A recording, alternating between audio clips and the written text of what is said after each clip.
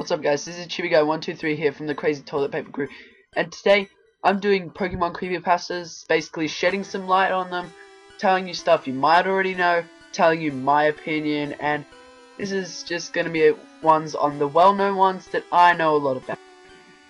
So first off, we have Lavender Town Syndrome. This basically started when all the first games came out in 1996, when a peak of suicides happened in the age group of around 7 to 12 years old. And then it was rumored that this happened when they got to Lavender Town, and everyone just automatically assumed that something in the music started doing something to them due to its high pitch frequencies in the music. What I think is basically that couldn't have been covered up. It would have been leaked to everyone. Everyone would have found out about it, and like they would have stopped Pokemon altogether. They would have recalled every game. There'd be no copies of it whatsoever. So I think it might be fake, but I do get headaches from listening to the music, and at the moment you can probably hear the music in the background. So at the moment I'm going to shut up so you can hear that.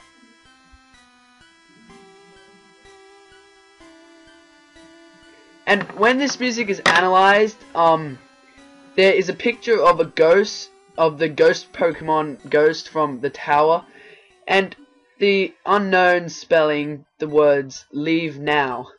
And I've actually analyzed this, and that is actually true. They do pop up in the music, and so yeah, I proved that one. The ghost and the unknown do actually pop up in the music, and after they pop up, the music just goes distorted, and weird. So that's basically Lavender Town Syndrome, saying that about around 200 children died after getting to Lavender Town, usually committing suicide from hanging themselves or jumping off of tall buildings. But I'm not entirely sure if this is true, so let's just move on to the next one. Okay, so the next one I'm doing is Pokemon Creepy Black version. So this is basically where someone's game, they said they caught the ghost Pokemon, and then their game restarted, and everything had changed. Instead of the normal title saying Pokemon Blue or Red, it would say Pokemon Black. And instead of the Pokemon normally scrolling through like they do, they wouldn't. There would be no Pokemon there.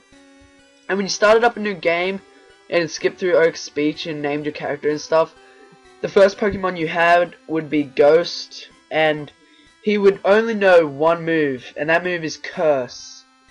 In the game, Curse is basically a move that didn't exist in first generation, so what it did was it made the screen go black, and you hear a distorted cry of the Pokemon you're fighting, and then once you're fighting, if it's a trainer, the Pokeball that would assume that it would have that Pokemon still would be gone, as if he'd lost Pokemon, is basically insinuating that the Pokemon had died.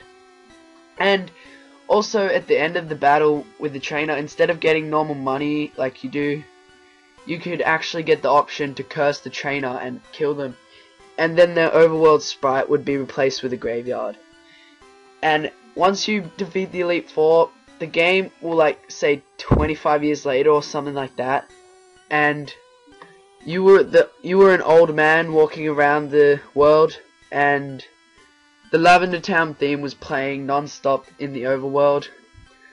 And once you chose to go back to Pallet Town, which is, you'd probably want to do that, and as soon as you got on the block you started on, you'll get in a battle with Ghost, and since you're a person, you just use Struggle, and you keep doing that because Ghost isn't affected by it.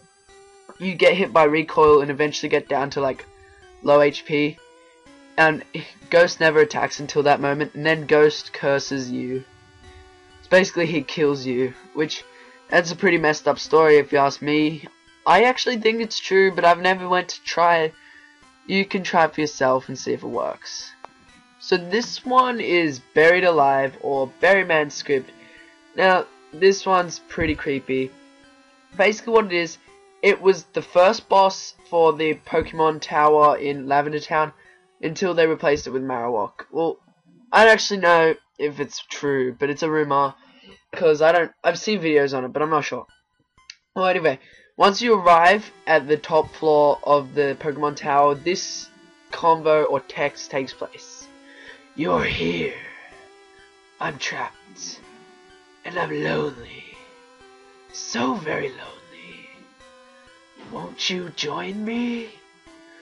And then a battle takes place, and you see the buried alive sprite, which you see in front of you right now that I'm showing you, and it's basically a decaying corpse trying to crawl out of the ground, like reaching towards something.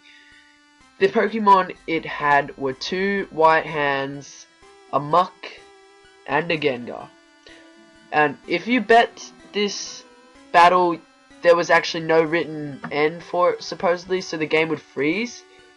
But if you lost the game, it would come up with a game over title saying, "Finally, fresh meat."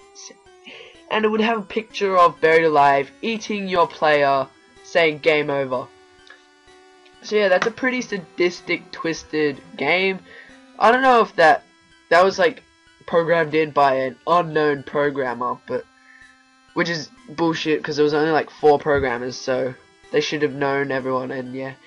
But it would have been interesting as if they had written like an end if you bet it. So, and the white hand is another thing that's been hinted towards in the game but never like actually appeared, I don't think. There's like a child that says, "Do you believe in ghosts?" and if you reply no, it'll say, "That white hand on your shoulder, it's not real." So yeah. Okay, this is ChibiGuy123 from the Crazy Toilet Paper Crew. Go sub to our joint channel, mine and Mr. Summers. Go sub to my channel, the link will be in the description. Go sub to his channel. Give this video a thumbs up, a favorite, maybe share it with a couple of your friends if you like it that much. This is just a short video of some of the creepypastas that I think are my favorite. I'll maybe revisit this subject later on. Peace out, guys.